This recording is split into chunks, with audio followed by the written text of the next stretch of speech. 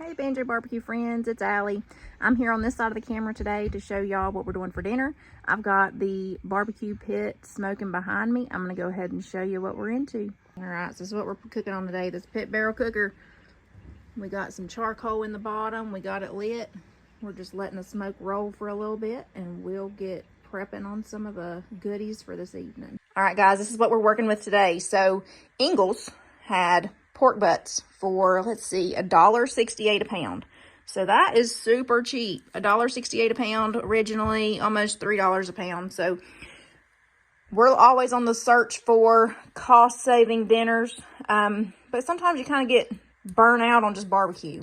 What we're doing today is we are going to take this barbecue pork butt. I had the butcher cut it up into some pork steaks. You can just ask them. I think I told them about an inch and a quarter slabs, steaks. They cut them up for me. Same price. We got about, let's see, probably about 6-7 steaks out of one pork butt. So what we're going to do, we're going to smoke these steaks with some Asian Persuasion from Rectech. I'll show you that here in a little while. But we're going to smoke these on the pit barrel cooker.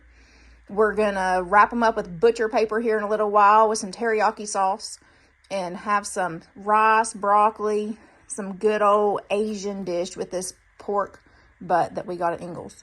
So we're always on the search for family-friendly, natural, good time eating, healthy eating type things. So we're going to go with this route with this barbecue pork butt.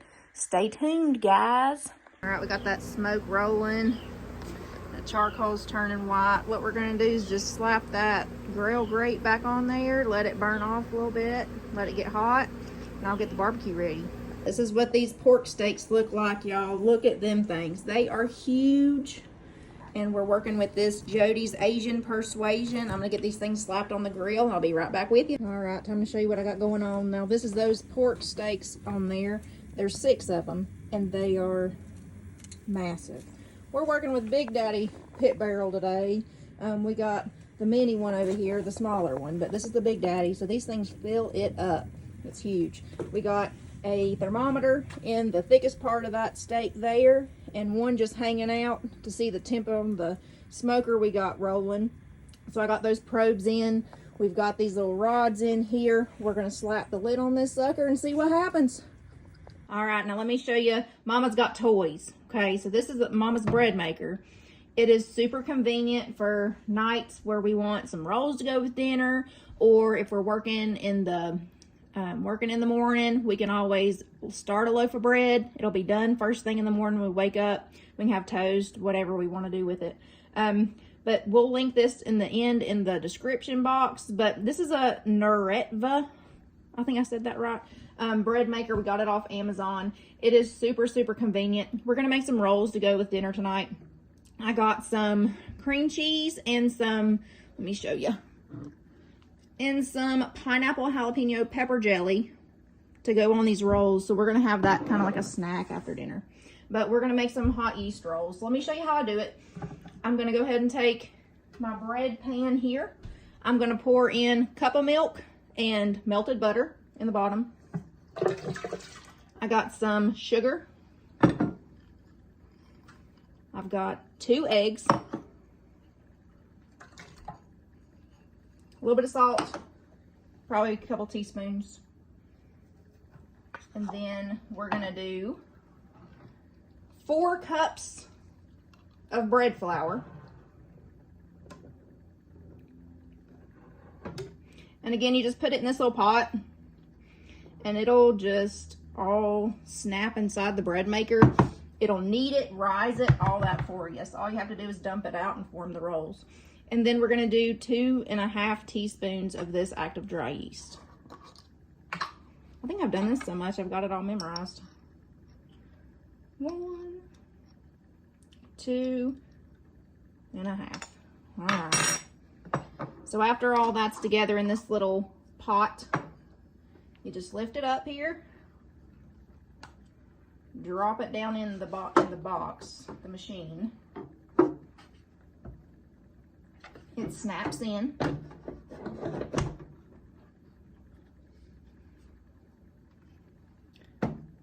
You put it on the dough setting. It has a cool little button on here. It actually has the feature that you can put things inside. I don't know if you can see it. There's this little box on it. You can put things in here like nuts, fruit, seeds, if you want your bread to have like multigrains, anything that you would like for it to drop inside of your bread while it's kneading. You can always fill that box full of stuff and it'll drop at a certain point in time in the kneading process. So that's super neat. I'm going to turn it off because I don't have anything that I'm going to drop in there today. But it tells you how long it takes. There's a digital screen on the top. It says it's going to take 1 hour and 30 minutes for it to knead it all and rise the dough to be ready to form into rolls. So I'm going to go ahead and push start on it, and it'll go ahead and start kneading that bread for tonight.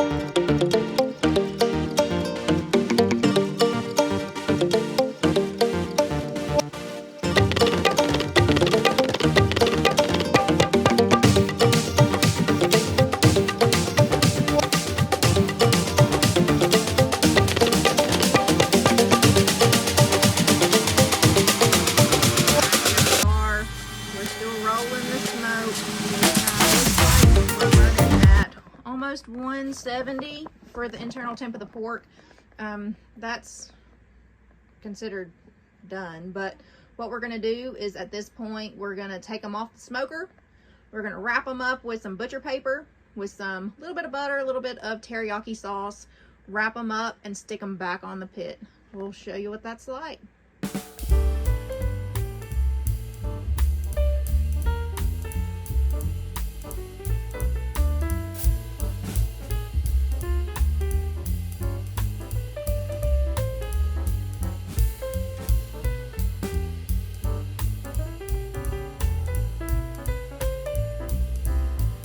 They're wrapped and they're back on the smoker. I'm going to show you what it looks like. So here it is. We got those wrapped pork steaks back on the smoker. We're going to let these hang out here until we're over 200 degrees. Pull them. But in the meantime, I'll show you how to make that teriyaki sauce. All right, so this is that teriyaki sauce I have going. What I've got in here, I've got soy sauce, rice vinegar, some grated ginger, red pepper flakes. I've got some dark honey, a little bit of granulated sugar, but I used more dark honey than I did granulated sugar. A little bit of garlic, and what else did I put in here? I think that was all in here so far. So I've just heated this up. I have dissolved all of that sugar and honey in here. It's nice and warm, and you can see it's kind of runny. What I'm going to do to thicken it is I mixed a little bit of cornstarch and a little bit of soy sauce, a little bit of water to make kind of a slurry.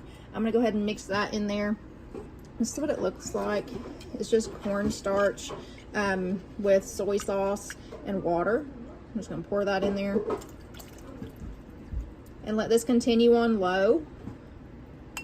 Once it's nice and thick, it'll start to thicken up. And once it's nice and thick, I'll add a few sesame seeds to it. And this is really yummy. It usually will save in the refrigerator for a couple weeks. So if you just want to make a big batch of it and save the leftovers, it'll be nice and yummy for about a week. But we'll let this thicken up and we'll show you the end result here in just a little while.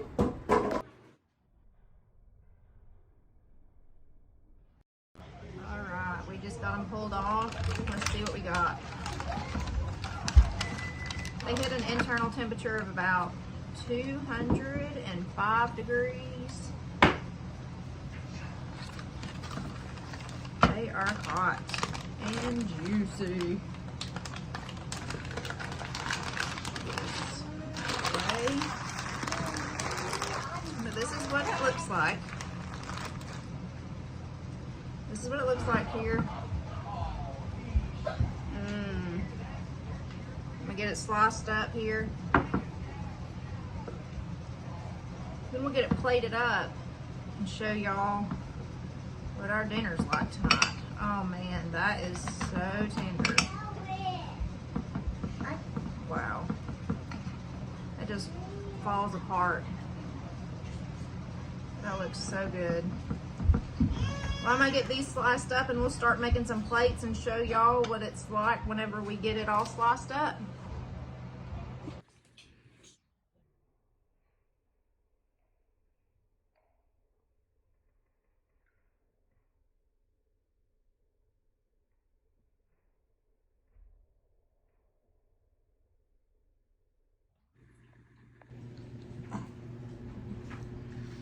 So, what do you think about supper tonight? I thought it was really, really good. It was one of my favorite dishes. We usually do it with chicken. We usually smoke the chicken and do the broccoli and rice, teriyaki chicken with the rice. But it was really good to do it with pork. It was really, really yummy. What do you think? How'd I do? I think you done. I'm very proud of you, by the way. I was honestly shocked at how good this pork turned out. Like, I was thinking, well, it's going to be, you know, kind of okay. It's on a smoker. It can't be bad. You know, she's done barbecue before, and I was like, oh, it's going to be, well, and okay, we got rice, we got other stuff, and I was like, I'm going to give it a chance. First off, super proud that she had the gumption enough to get the pit barrel cooker. It is a set it and forget it, but it's more intimidating than like our Rectech. It's just, everything's digital. You just set it and everything just does automatically. This thing, you're putting the loads of charcoal in. You're loading, you know, so much wood to smoke with. And she nailed it. I mean, absolutely nailed it. So I was super proud about that. I was super excited whenever she told me about it today. I was super excited that she was going to try the pit barrel cooker. I was excited about it. So that out of the way, I was already, you know, super proud. So get here and I see it, and she's already got it sliced up, and you know, the smell, the house, you know, I was like, God, yeah, dang it, that smells awesome. I love you. I love you. First thing first.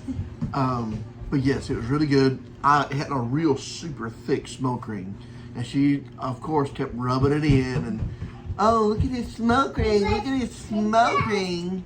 Did you see the smoke ring, Dada? You know, and the boys is going on and on because you know, me being Banjo, I smoke and do stuff and barbecue. Oh, this is better than Dad's. Oh my gosh! Oh, Mama needs to start her own cooking channel. But all that said, she done a really good job. It was phenomenal. Well, they're tough critics. For them to say it was really yummy or even be close to yours, I was happy with the turnout. I was kind of worried that with the steaks, you would kind of get that dryness of a pork chop, but it wasn't. It was like a more flavorful pork butt because you had more smoke on each side of the pork steak. Right. And more flavor. But that's another thing. It is another good choice in the cut of meat for the fatty content, for it to render out right. I was proud of her because she chose, instead of getting the real thick cowboy cut pork chops, she chose to get a pork butt and slice it 1.5 or inch and a quarter thick, and just blew it out of the water. Ridiculous. Well, it was fun. It was a whole lot of fun. It is a lot of fun. It's fun to cook, and I think my thing is the funnest part is seeing everybody's faces. Like, you know, and even when they tell you what they don't like about it, you still learn. You'll back up. You start off from scratch again, and you do it, and you make it better.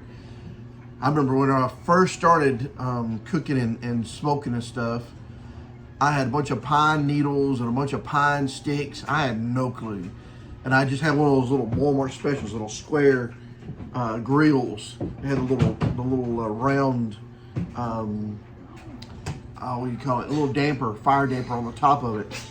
And I thought that thing, you couldn't even walk 5 feet of it, and smoke was everywhere. I was like, I'm smoking. You know, I had no hot dogs out there, and I thought it was the best thing in the world.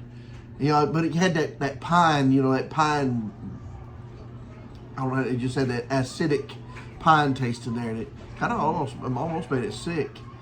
Then I went to just a gas grill. It was a charbroiler, and one Thanksgiving I done a ham and a turkey on it. It had you see on the charbroilers is a gas on one side and charcoal on the other. And on the one side, I had it fixed up to where I was kind of like an offset smoke going into the gas. I started the fire on the one side, and I had little pockets drilled through the side of it where the smoke was going into the actual grill on the gas grill side. It worked out pretty good. It tasted okay. And then I got on to watching YouTube. Had no idea that people had YouTube channels. This was in like 2012. And got on to T. Roy Cooks. So T. Roy Cooks, big shout out. Cheers, everybody. Big shout out to T. Roy Cooks. And then I got on to Baby Back Maniac. He taught me a lot as far as the ins and outs of YouTube, how to do your channel, stuff like that. Baby Back Maniac for sure. And it kicked off from there. And here we are. Doing it together. And I've kind of gotten to where like our YouTube channel is not all about barbecue and cooking. Kind of do like family things, family outings.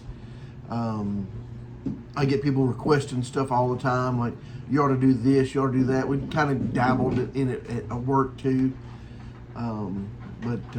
Yeah, our camping trips are going to be like a big hit too, I feel like. And I know you're excited about that. Yes, I'm excited about taking some smokers camping and doing some camping meals, having some smoked bratwurst or some jambalaya stuff going on, or if you have camping ideas food-wise that you want to see us do, just let us know in the comments. But we're excited about doing some camping foods. And I can teach you how to do that too. I'll let you do the smoking when you're there on camping. Oh, you'll let me do this. You don't let me do the smoking. Okay. Yeah. Well, that's the beeper for the brownies. Brownies. Brownies. Would you smoke them too? No. Thank you guys. We appreciate it. Like and follow us if you like us. If you don't, give us a thumbs down. If you don't watch. leave funny. Thumbs down me, it'll hurt my feelings. This is my first one. Yeah, definitely thumbs this one down. Say, they didn't look near as good as Banjo's. No, thumbs down me. Just be kind. Hi, sweetheart. I sure will. Would you like to say bye to everybody? Can you say bye to everybody, everybody? Bye. Would the whole Banjo crew like to say bye? If it's your birthday, there you go. Got the whole crew. Peace. Come on, Riley buds. And we're signing out right here. You got it. Riley, he's got a little bit half of a collarbone. She tried to cook that in the smoker too. Not me. Y'all have a good night. Thank you. Have a good night. Don't forget to like, subscribe, and share the heck out of this. And don't like and Good night. subscribe and share.